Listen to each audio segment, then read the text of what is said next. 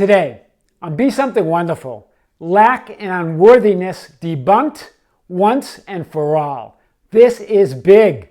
I am your host, Tom Karen, and this is the Be Something Wonderful studio of higher consciousness, where we help you level up and become the best version of yourself.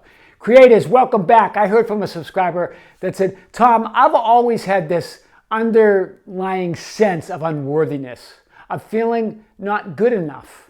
And I haven't manifested what I want. I've tried all the processes, and I've talked to a lot of coaches, and they keep coming back to that I've got to get rid of this sense of unworthiness first, that I've got to do affirmations and other processes, and then I can imagine my wish fulfilled and have all I want. And I just want to say, I don't know how to get beyond this sense of unworthiness. I was wondering if you could unpack this. Well, guys, we're going to unpack this today and more. Here's what I want to say, and this is big, that when you try to be worthy, when you try to get rid of unworthiness, you create the state of being unworthy.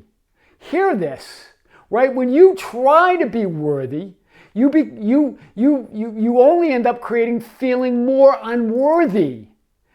Do you hear this, right? When it all comes from the sense of wanting things to be different than they are. That's where unworthiness comes from. That's where all lack comes from. Hear me out here. There's nothing you have to do. There's nothing you have to struggle with. You're already worthy. You're already connected. You're already divine. That's why the only thing you can do when you resist it or try to prevent it or try to affirm it away is create it. This is big. Let's unpack this a little bit more.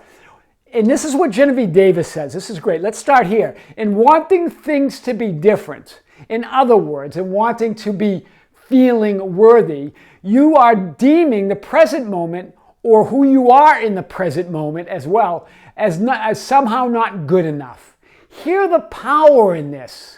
Because the present is all we are and is all we have, right? We're not our past and we're not our future. We are right now, right? Your connection. You create the lack or the sense of unworthiness by the wanting, by the trying, by the struggle to have something or to be something else. Wow, this is big, right? Wanting for nothing is power. Right? It makes you unstoppable. It doesn't mean you don't have to have intentions for your desires. That's not what we're talking about. We're talking about the struggling, the strain, you severing that cord that connects you to all that is. So when you want and try to be worthy, you create an illusion of unworthiness because it never existed in the first place. You created it, right? And the more unworthy you feel. Hear this, you don't have to get rid of unworthiness. You're not unworthy. It never existed in the first place. Like when you want and try to be happy and fulfilled, you create the illusion of unhappiness and non-fulfillment. And the more you feel unhappy and unfulfilled. This is powerful today, right? This gets back to what Alan Watts called the backwards law, right? And I think Mark Manson wrote a book, The Art of Not Giving Enough. We'll talk about that in a few minutes. But really, this backwards law, or the law of least effort, right? The harder you try, the more you cut yourself off from all that is in source. And the further away you get, that's why oftentimes the harder you try, the more you force things, the further away you are from your desires. It's because the further are you away from your source, from God, from all that is. So let's unpack this a little bit more. When you want something badly, when you try really hard, you separate and cut yourself off from the source of all you want. That's what creates the illusion of lack. That's what creates the illusion of unworthiness. It's impossible to feel worthy when you don't believe you're one with God or one with Source. That means you're out on your own.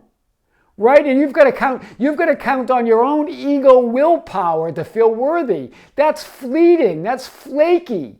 That can be rocked in a second.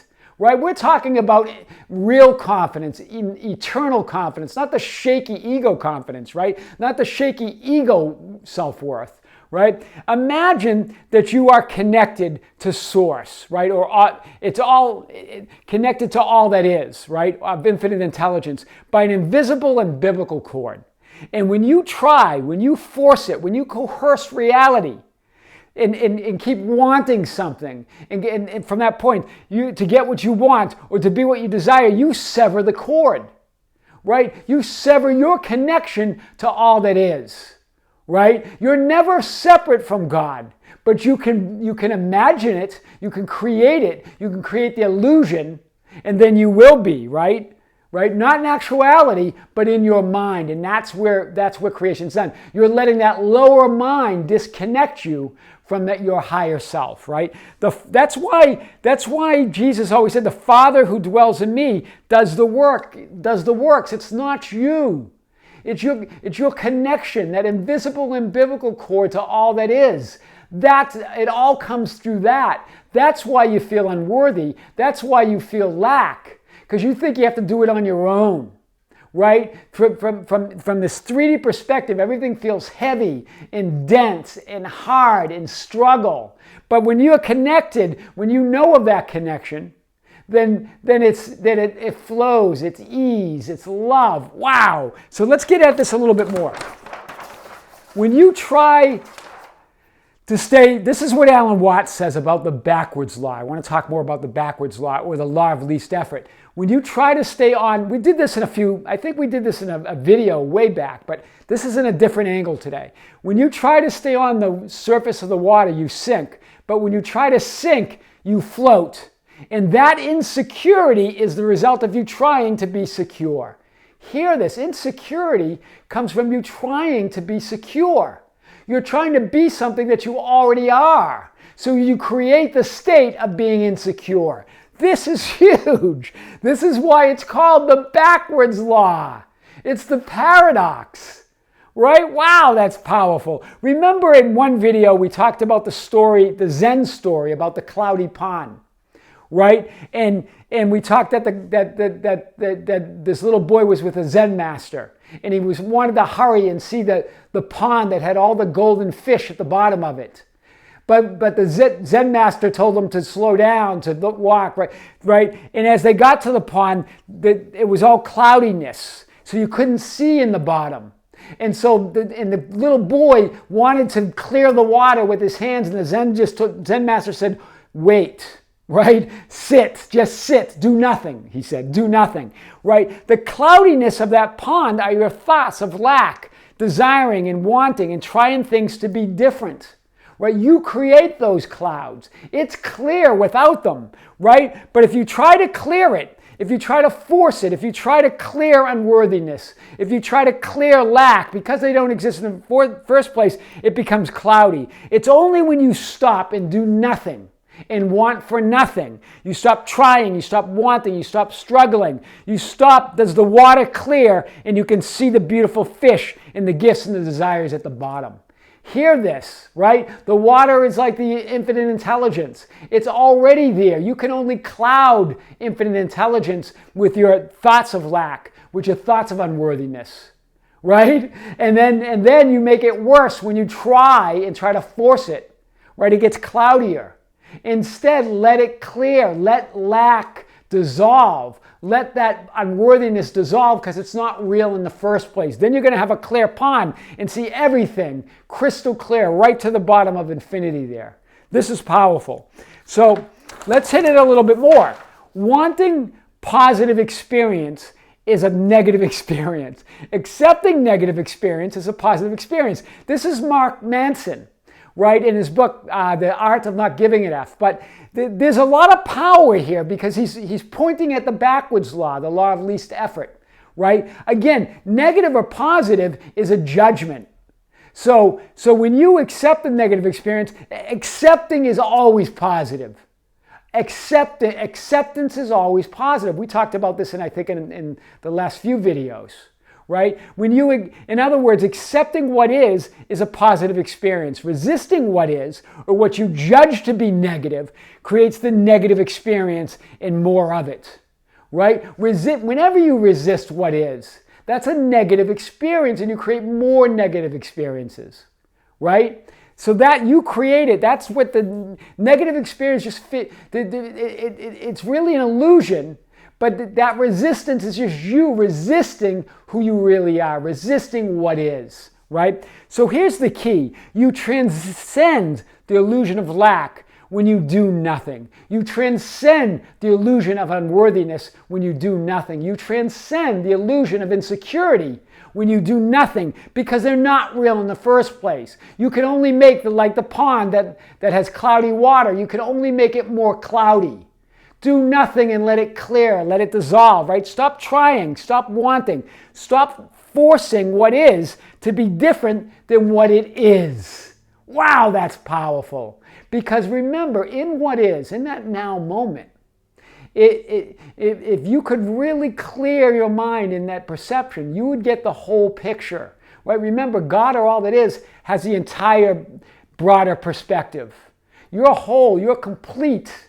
Right? It's just your limited perception that creates lack. It's your limited perception that creates insecurity. It's your limited perception that creates unworthiness, right? None of it's real. The knowing that in each moment of now, you can have the perfect experience by accepting and embracing the imperfection. Hear this, right? Know that there's beauty in this imperfection.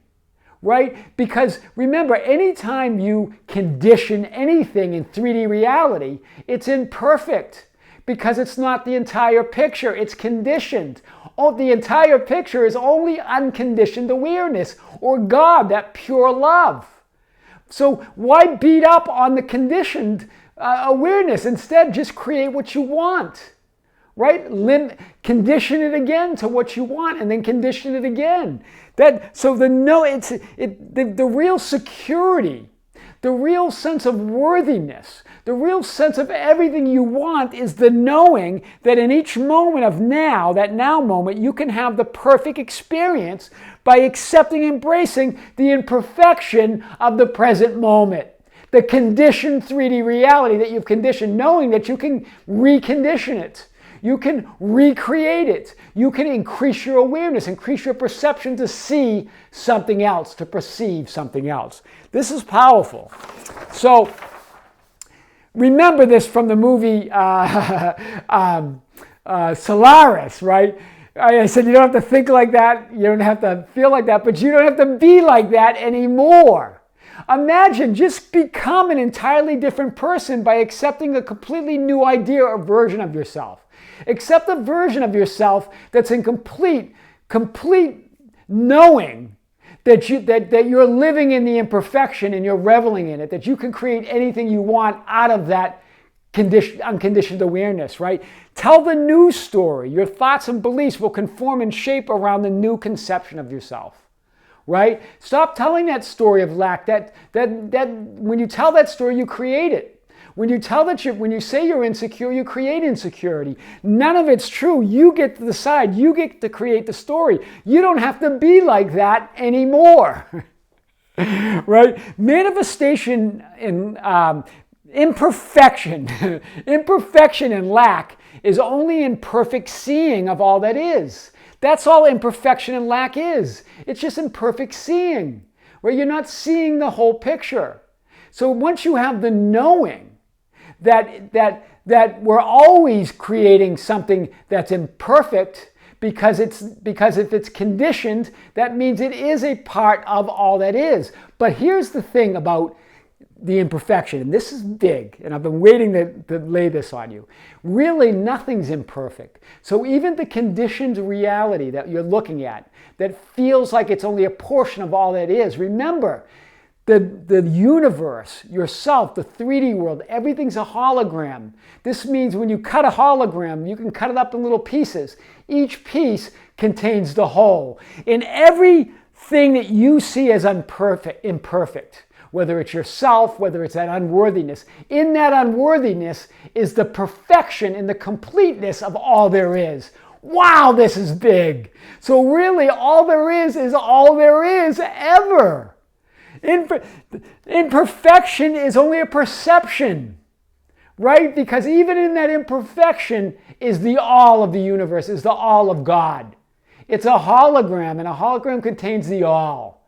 Wow, that's powerful. With every perceived imperfection is the perfect whole of all that is. Here it is, right? So imperfection and lack is only imperfect seeing of all there is, okay?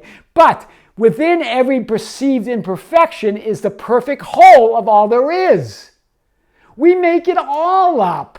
There's not lack or unworthiness or insecurity anywhere in all there is, in the universe, the 3D world, right? This totally debunks it all, right? This makes you unstoppable. This is lack and unworthiness debunked once and for all. I am your host, Tom Karen, and this is the Be Something Wonderful studio of higher consciousness, where we help you level up and become the best version of yourself. Don't forget to subscribe, hit the notification button, like and share our videos. That's how we get our message out. Hit us up on Facebook at Be Something Wonderful, on Instagram and Twitter at Tom Karen, our website at tomkaren.com or BeSomethingWonderful.com, or write me and say hello at info@BeSomethingWonderful.com. I always love to hear from you. Until next time, with great love, this is Tom. See you soon.